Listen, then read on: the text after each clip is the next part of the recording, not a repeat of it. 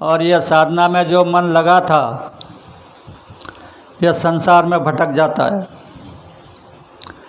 इसलिए मैंने जो कहा था पहले कि संसारी चर्चा मत करना, साधना से उठ गए तो अध्यात्म की चर्चा करो। और दो बातें, किसी की भी आलोचना मत करना। गुरु महाराज को पूछा था कि सबसे भारी पाप क्या है, तो उन्होंने कहा कि आलोचना। और इसी के साथ साथ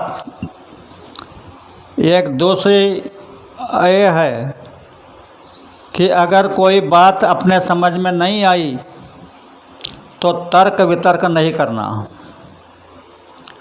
तर्क वितर्क करोगे तो निर्णय ठीक नहीं आएगा, क्योंकि जानते ही नहीं हो। तो इसलिए तर्क वितर्क नहीं करना और किसी जानकार से पूछना कि यह क्या है, वो बता देगा। तो प्रेमियों, यह जो आप 10 दिन का कार्यक्रम कर रहे हो, यह आपके लिए, हमारे लिए बहुत ही सौभाग्यशाली कार्यक्रम है। मैंने आपको पीछे बताया था, थोड़ा उसको रिपीट कर दूं कि बजी अनहद की बंसी, ये 5 नामों के नीचे झंझरी द्वीप है। उस झंझरी द्वीप से अनहद शब्द निकला है और ऊपर से 3 धारें आकर के त्रिकुटी पे ठहरी है। दयाल की धार, काल की धार और माया की धार।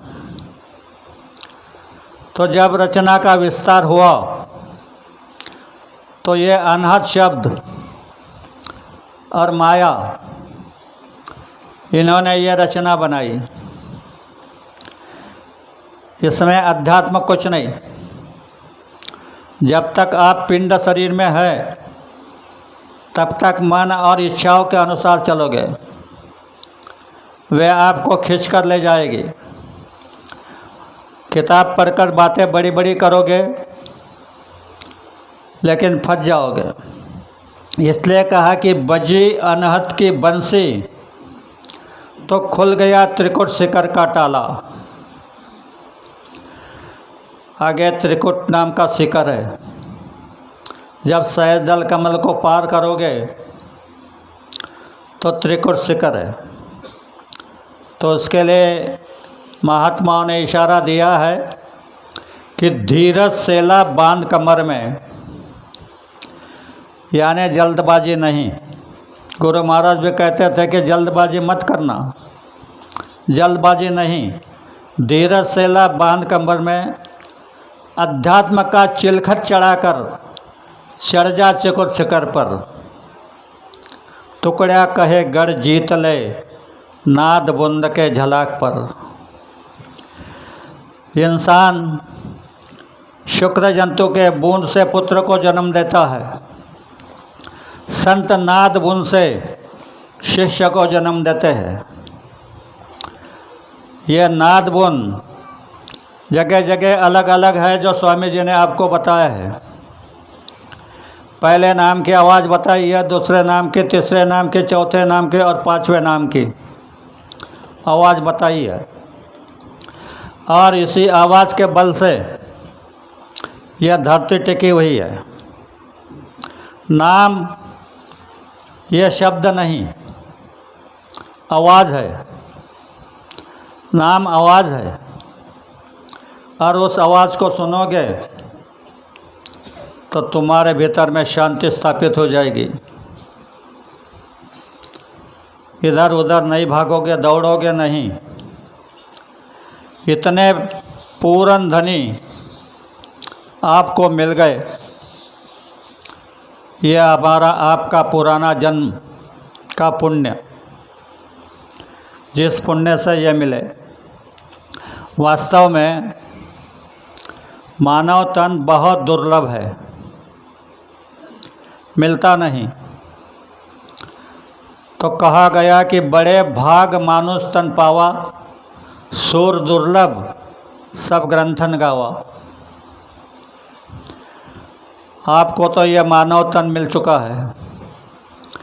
ईश्वर ने जब आपको मानव तन दिया तब कहा कि ये लो, मैं तुमको मानव तन देता हूँ, तुम अपना काम कर लेना। लेकिन यहाँ आकर हम फंस गए, हमारा काम छोड़ दिया, पराया काम में लग गए और उसे में फंस गए।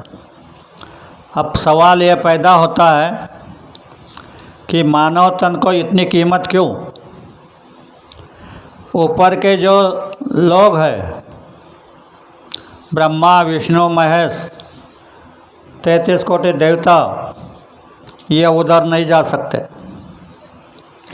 ये अपने स्थान पर रह सकते हैं कि उनका शरीर जो है वो अधूरे तत्वों का है, तो ऊपर नहीं जा सकते। तुम्हारा शरीर ऐसा है कि इस शरीर से तुम सीधे अपने देश में यानी सचखंड में जा सकते हो। तो इसलिए कहा कि मानव तन दुर्लभ है, बड़े भाग से मिला है, तो अपना काम कर लो। त्रिकुट की बात बता रहा था कि ऊपर से 3 धारें आई है और त्रिकुट यानी 3 धारें दूसरी, ये इंगला पिंगला और सुखमना। तो कहा गया कि ईड़ा इंगला पिंगला सुषुम्ना चलती, ऊपर ऊपर 10वीं खिड़की खुलती, अजब जाप का जाप कर लेते, वो नयन समझ भर आते, पट अंतर के खुल जाते। अगर आपने इन श्वासों को रोककर ऊपर ध्यान दिया तो अंतर के पट खुल जाते और वो अजपा जाप यानी ना हाले जिबाना ओट, अनिर्वाच्य घेयी घोट, तो पुरुष वेगड़ा से। ओट नहीं हिलेंगे, जीवान नहीं हिलेगी, लेकिन नाम का उच्चारण होगा। तो आप अगर अनिर्वाच्य को लगाओगे तो आपको वो नाम सुनाई देगा। वो वहाँ का धनी अपने नाम का खुद उच्चारण कर रहा है। तो ऐसे हर धनी आपके नाम का उच्चारण कर रहे हैं। ये जो 5 नाम आपको दिए हैं, इसमें 4 नाम जो है वो आपको संसार में मदद करते हैं, और 5वां जो नाम है वह सार नाम है। उसी नाम से आप उधर जा सकते हैं, यहाँ से निकल करके, नहीं तो जा नहीं सकते। इसके लिए गुरु की कृपा होना जरूरी है, और गुरु की कृपा होने के लिए हमको गुरु वचन पर निर्भर रहना है, गुरु वचनों पर विश्वास करना है। नहीं तो फिर कोई मिल गया कि वहाँ एक महात्मा है, वो ऐसी साधना कराता है कि तुरंत तुम्हारी आँख खुल जाती है। प्रेमियों, इस भ्रम में मत रहना। आँख खुलना खेल नहीं है। आँख खोलने के लिए गुरु की दया की ज़रूरत है, और गुरु की जब दया हो जाएगी तब तुम्हारे आँख कान खुल जाएंगे। अभी ये दशहरा में अगर आपने 10 इंद्रियों को जीत लिया तो आगे 20 दिन की दीपावली है। देखो यह मौसम कैसा है। यह दशहरा में आप इंद्रियों पर कब्जा कर लोगे, और 20 दिन में बाबा जी ने कहा था, अगर आपने विधिवत सुमिरन ध्यान भजन किया तो 20 दिन में तुम्हारी आँख खुल जाएगी। तो ये वो 20 दिन है जो 20 दिन बनाया, ये दशहरे से दिवाली तक के 20 दिन है। इसमें आप अगर ध्यान लगाएंगे, साधना करेंगे तो मालिक की दया हो जाएगी, आपको तरक्की हो जाएगी। दूसरी आपके हित की बात बताता हूँ। एक राजा थे, उनको 7 लड़कियाँ थी। वो हर लड़के से पूछ रहा था कि बेटा तुम किसके नसीब से खाती हो? तो 6 लड़कियों ने बताया, बोले महाराज आपके ही नसीब से खाते हैं। 7वीं लड़की को पूछा, बेटा तुम किसके नसीब से खाती हो? तो उसने जवाब दिया, मेरे नसीब से खाती हूँ। राजा गुस्सा हो गया, सिपाहियों को कहा कि जाओ गांव में जो गरीब से गरीब होगा उसको लेके आओ। सिपाही गांव में गए। एक ब्राह्मण का कमरा था, भिक्षा ला कर के खाते थे। कभी कभी भिक्षा भी नहीं मिलती थी, उसको लेकर के आए। राजा ने उस लड़के के साथ उस लड़की का ब्याह कर दिया। लड़की वहाँ गई तो शाम को 2 रोटियां बनी थी।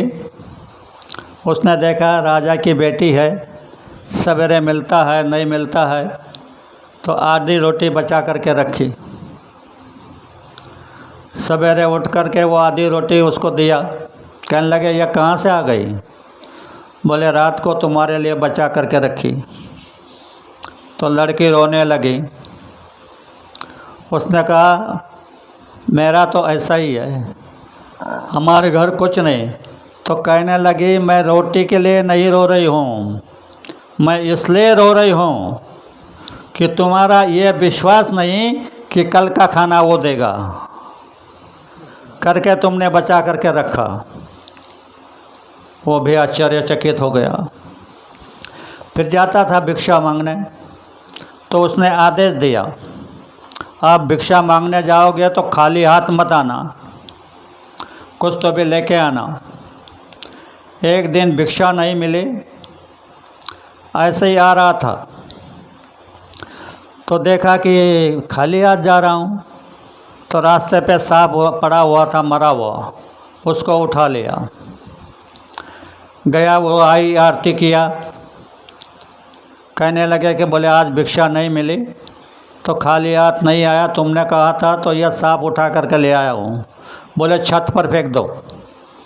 छत पर फेंक दिया। तो एक मुहूर्त लगा था, मुहूर्त में उसकी माता स्नान करने नदी पर गई। उसने अपना नवरत्न का हार उतार करके रख दिया और नहाने लगे। तब तक एक बहरी ससाना यानी घार ऊपर से आई, देखा चमक रहा था हार, तो समझ गई कि खाने की चीज़ है। उसने हार उठा लिया और चली उड़ते उड़ते। देखा कि यह खाने की चीज़ नहीं है, तो उस छप्पर से जाने लगी जिस छप्पर पर सांप फेंका था। उसने देखा कि यह खाने की चीज़ है, उतर गई, हार को छोड़ दिया और वो सांप उठा लिया।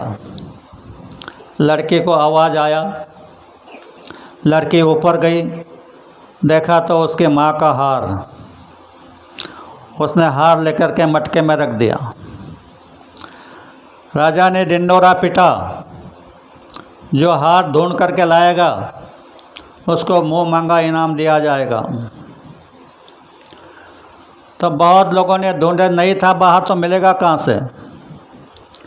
तो लड़की ने कहा देखो तुम राजा के पास जाओ और उनसे कहो कि मुझे 2-4 दिन की मोहलत दे दो, मैं हार ढूंढ कर लाता हूँ।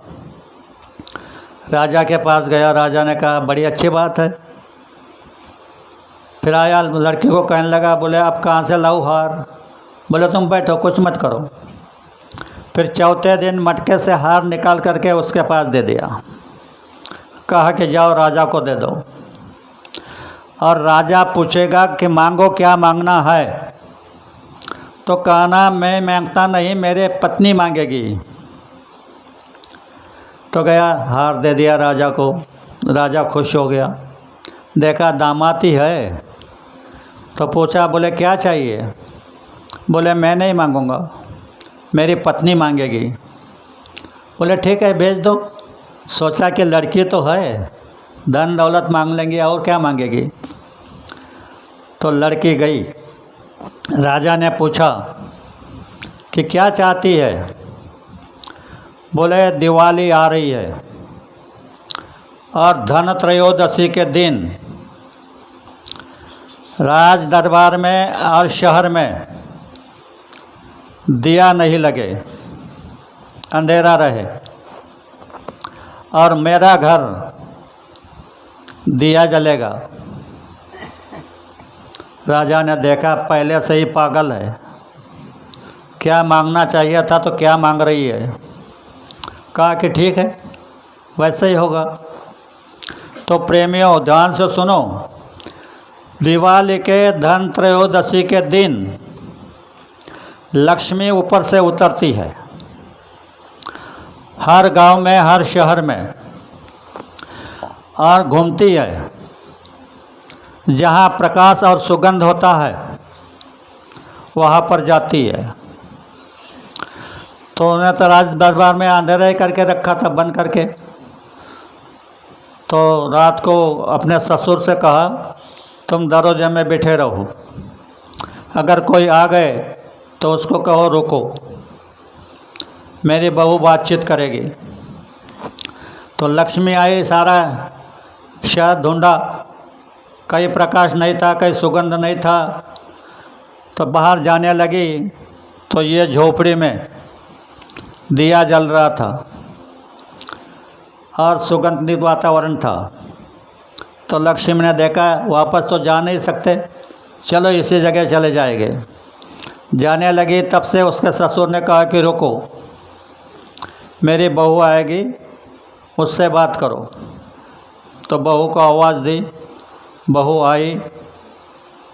उसने कहा तुम कौन हो? बोले मैं लक्ष्मी हूँ। तो बोले आज यहाँ दिया जल रहा है, कल राज दरबार में लाइट लग जाएंगे तो तुम वहाँ चली जाओगी। बोले नहीं। तो बोले मुझे वचन दे दो। वचन ले लिया और लक्ष्मी वहाँ पर रुक गई। जब लक्ष्मी रुक गई तो इसका विकास होने लगा। मेरा ये कहने का तात्पर्य यह है कि अभी धन त्रयोदशी आ रही है, तो आप सभी भाई और बहनें त्रयोदशी की रात को 3 बजे उठ करके सब सुशोभित वातावरण कर देना और धूप जला देना, सुगंध रहे, तो लक्ष्मी की दृष्टि पड़ जाएगी। तो तुम्हारा जीवन बदल जाएगा। यह आपके हित की बात बता दी। कल जो कार्यक्रम होगा उसमें मैंने कहा था कुरवेल में कल काफ़ी लोग आएंगे,